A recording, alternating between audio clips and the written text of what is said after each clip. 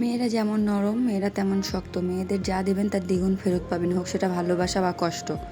একটু ভালোবাসা দিয়ে দেখেন, পুরো জীবনটাই সে শেষ করে দেবে তোমার পেছনে, তারপরেও তার কোনো অভিযোগ থাকবে না। শুধু হাজারবার ভালোবাসি বললেই কিন্তু ভালোবাসা হয় না। ভালোবাসা হয় ব্যবহার, আচরণ, কথাবার্তা, যত্ন, এগুলো দিয়েই ভালোবাসা প্রকাশ হয়। মুখে যদি আমি হাজারবার বলি আমি তোমাকে ভালোবাসি, ওটা দিয়েই কিন্তু ভালোবাসা প্রমাণ হয় না। আমি দেখেছি অনেক ভাইয়ারা বলে মেয়ে মানেই ছলনাময়ী। সব মেয়ে যদি ছলনাময়ী হতো তো দিন শেষে যারা বলছে তাদের মাও কিন্তু ছলনাময়ী হয়, কিন্তু সেই মাটাও মেয়ে, তাই না? তো 10 জনের ভিতরে যদি 6 জন কি 5 জন কি 4 জন ছলনাময়ী হয়, তাই বলে কি আর 6 জনকে আর 4 জনকেও ওর সঙ্গে যোগ করে দেওয়া উচিত? অনেকে বলে যে ভালোবাসা একদিনে বোঝা যায় বা 2 দিনে বোঝা যায়, 1 সপ্তাহ বোঝা যায়। তোমার সঙ্গে আমি 1 মাস চলে বুঝবো তুমি আমাকে সত্যি ভালোবাসো কিনা। আরে বোন, সারা জীবন চলে যাচ্ছে ভালোবাসা বুঝতে। কেন বলি, ধরেন একটা প্রেম করে বিয়ে করছে, তাদের রিলেশান 5 বছর, 4 বছর, কখনো 8 বছর, এমন লং রিলেশনশিপ। তারা বিয়ে করছে, বিয়ে করে হয়তো 2 বছর সংসার করতে পারছে না। তারপরে মনে হতে শুরু হচ্ছে যে ভালোবাসে না আগের মতো, বা ভালোবাসা কমে গেছে। একবার যে ভালোবাসে মন থেকে, তার ভালোবাসা কখনো কমে না। হয়তো এর কারণে একটু ব্যবহার একটু এদিকে ওদিকেও হতেই পারে, কিন্তু ওটা মানিয়ে নিয়ে সংসার করা লাগে। আর যারা ছেড়ে যায় বা ডিভোর্স দিয়ে দেয়, ওই যে রিলেশনশিপ করে প্রেম করে এত বছরের বিয়ে করে আবার ফের ডিভোর্স দেয়, তারা কখনোই দুজনকে ভালোবাসে না। ভালোবাসলে কখনোই ছেড়ে যেত না, মানিয়ে নিত। তো ভালোবাসায় যে 2 দিনে বোঝা যায় না, 1 সপ্তাহে বোঝা যায় না, বা 1 মাসে 1 বছরেও কিন্তু সহজে বোঝা যায় না। ওটা বুঝতে সারা জীবন লেগে যায় কারোর, আবার কারো সারা জীবন কেটে যায় ভালোবাসতে বাসতে। আমি আজকে ভিডিওটা শুরু করেছিলাম রাত থেকে, রাত্রে তখন 2টো বাজে, ঘুম আসছিল না। তো কী করব, সকালে যেহেতু রান্নাঘরের কাজ করতেই হবে, তো ভাবলাম যে রাত্রে গুছিয়ে রাখি, ঘুমাবো না, যেহেতু ফোন দেখার থেকে কাজটাই সেরে নিই। তো রাত্রে আমি রান্নাঘর গুছিয়ে ঠিকঠাক করে সব কিছু রেডি করে নিয়েছিলাম। তারপরে সকালে উঠে আমার জন্য, যেটা আমি রেগুলার খাই, চিয়া সিডটা খেয়ে নিয়েছিলাম। খাওয়ার পরে যে রুটির জন্য আমি খামিরটা করে নিয়েছি, খামির করে নিয়ে আমি এখানে রুটি করব, যেহেতু সকালে রুটি খাই।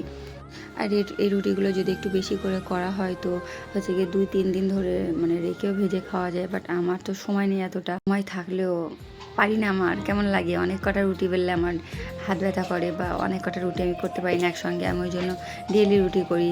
অনেক আপুরা হচ্ছে গিয়ে দেখেছি আমি ওই যে ফ্রোজেন করে রেখে দেয়। আমি যেভাবে করি এভাবেও ফ্রোজেন করে রাখা যায়, 2-3 দিন ধরে ভাজা যায়। বাট আমারটা হয়ই না। আমি সত্যি বলতে আমি পারি না, হাত ব্যথা করে অনেকটা রুটি একসঙ্গে করতে। রুটি করাটাই আমার এক ধরনের বিরক্তর কাজ লাগে, তারপরেও করতে লাগে। সংসারের সব কাজ কম বেশি ভালো লাগলে রুটি করাটা আমার ভালো লাগে না। আর আমি গোল করে রুটিও করতে পারি না, অনেক কষ্ট হয় করতে, তাও চেষ্টা করি। এদিকে রুটিগুলো আমি এক এক করে বেলে নিচ্ছি। একটা বেলে একটা ভাজতে গেলে এদিকে কী হয়, সবচেয়ে বেশি সময় লেগে যায়। তো ভাবলাম যে সবগুলো আগে বেলে নিই, তারপরে ভাজা করব। মধ্যে আবার সকালে আমার ছেলের স্কুল ছিল, ওকে টিফিন করে স্কুল দিয়ে আসতে গিয়েছিলাম। টিফিন সব কিছু ভিডিও করব, যে ওটা মাথায় থাকে না। আবার ভিডিও করতে গেলে যেহেতু সময় লাগে, তাড়াহুড়া থাকলে ভিডিও করা হয় না। যেমন ছেলের নাস্তা করলাম, ওটা টিফিন করলাম, দিয়ে আসলাম, ওগুলো কিছু ভিডিও করা হয়নি। তারপরে যে বাড়ি এসে যখন ফ্যামিলির আমাদের জন্য নাস্তা করছি, সেই ভিডিওটা টুকটাক নিলাম। ভিডিও করা যে এতটাও সহজ এমন নয়। সাধারণত আমরা যখন একটা সংসারে কাজ করি, ভিডিও না করাকালীন তখন কিন্তু একটু জলদি হয়ে যায়, বাট ভিডিও করতে গেলে সেটা সময় লাগে। ভিডিও একটা হচ্ছে গিয়ে সব কিছু পরিপাটি লাগে, একটু সময় লাগে। এই জন্য ভিডিও করতে গেলে একটু কাজে লেট হয়। আমার মনে হয়, অন্য আপুদের কী মনে হয় আমি জানি না, আমার মনে হয় যে ভিডিও করতে গেলে একটু কাজে লেট হয়ে যায়। আর ওদিকে আমি একটু আলু ভাজা করে নিচ্ছিলাম, পেঁয়াজ দেওয়া আর হচ্ছে কাঁচা জাল দিয়ে।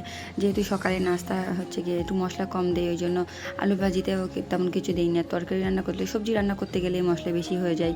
তো ওটা খেলে, সকালবেলা খেলে, যেহেতু অনেক গরম পড়ছে, যত হালকা খাওয়া যায়। তারপরে রুটিটা এমনি ভারী খাওয়ার অনেক লং টাইম ধরে পেট ভরা থাকে। তার সঙ্গে যদি আরও তেল মশলার জিনিস খাওয়া হয়, তো রোদে তো ওরা তো গিয়ে কাজ করতে পারবে না, যেহেতু প্রচুর গরম পড়ছে। তো ওই জন্য হালকা পাতলা করে ভাজি করলাম। আর এদিকে হালকা পাতলা ভাজি হয়ে গেলে আমি এগুলো রেডি করে আমি স্কুলে আবার ছেলেকে আনতে যাব। এই যে রেডি হয়ে গেছে, ছেলেকে আনতে যাওয়ার সময় দেখলাম আম বিক্রি হচ্ছে।